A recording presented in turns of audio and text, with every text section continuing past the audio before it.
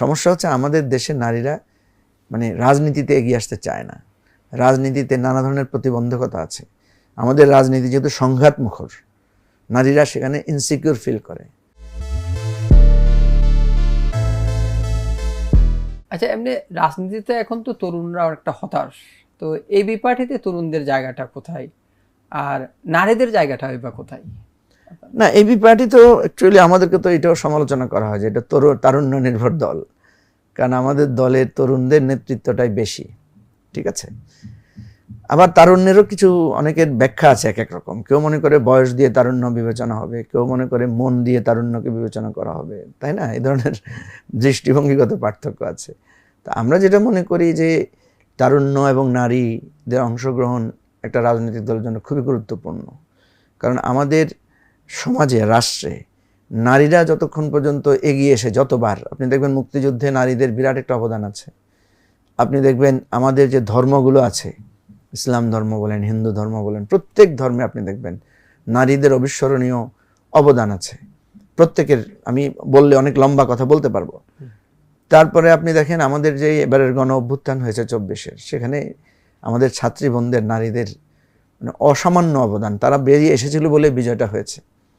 ফলে আমরা কিন্তু এবি পার্টির মূলনীতি হচ্ছে নারীদের জন্য আমরা স্পেস দেওয়ার জন্য আমরা সব সময় আমরা চেষ্টা করি।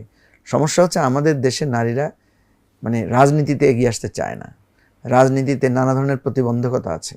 আমাদের রাজনীতি যেহেতু সংঘাত মুখর, নারীরা সেখানে ইনসিকিউর ফিল করে। আমাদের দেশে যেহেতু সমাজ ব্যবস্থায় নিরাপত্তার অভাব আছে, সেখানে নারীরা মনে করে আমাকে তো পুরুষের সাথে একটা বিরাট তীব্র প্রতিযোগিতায় আমাকে লিপ্ত হতে হয়। তো এই ধরনের অনেকগুলো প্রবলেম আছে, যার কারণে আর তরুণদের লেখাপড়া, তরুণদের ভবিষ্যৎ, তরুণরা কিছুটা ক্যারিয়ার বেসড চিন্তাভাবনা করে। ফলে রাজনীতির জায়গাটার সম্পর্কে এক ধরনের ভয়, ভীতি, এক ধরনের অপছন্দের একটা কালচার তৈরি হয়েছে। তা আমরা এগুলো ভাঙতে চাচ্ছি, চেষ্টা করছি, খুব কঠিন হচ্ছে।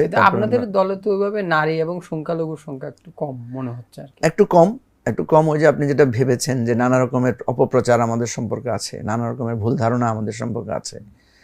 আর এমনিতে তো বাংলাদেশে আপনি দেখবেন, বাংলাদেশে এমনিতেই আমাদের এই মানে ধর্মীয় সংখ্যালঘু বা নৃতাত্ত্বিক গোষ্ঠীর লোকদেরকে মেইন স্ট্রিমে পজিশন দেয়া, এটা তো রাষ্ট্রের প্রত্যেক ক্ষেত্রে কম, তাই না? এটা তো রাষ্ট্রের প্রত্যেক ক্ষেত্রেই এই পার্সেন্টেজটা কম। ফলে এইটার প্রভাব রাজনীতিতে আরও বেশি আকারে পড়ে। বেশি আকারে কেন পড়ে? বেশি আকারে এই জন্যই পড়ে, ওই যে আপনাকে বললাম যে রাজনীতিকে মানুষ ভয় ভীতির জায়গা থেকে দেখে। রাজনীতিটাকে মনে করে যে এটা একটা পরিবারের তান্ত্রিকতার মধ্যে আছে, আমি সেখানে গেলে সেখানে পজিশন পাবো কিনা, নানা ধরনের সংকট আমাদেরকে ফেস করতে হয়।